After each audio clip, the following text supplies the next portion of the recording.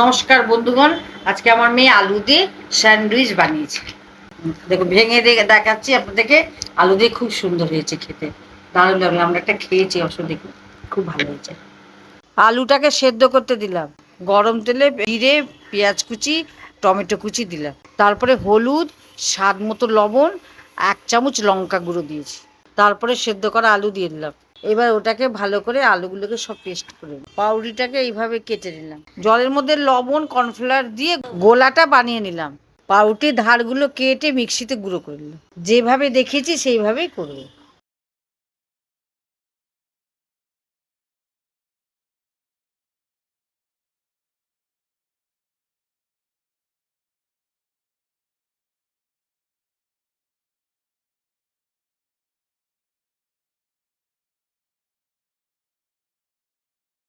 এটাকে কড়া করে ভেজে নিতে হবে। লাইক করবেন, সাবস্ক্রাইব করবেন, শেয়ার করে দেবেন।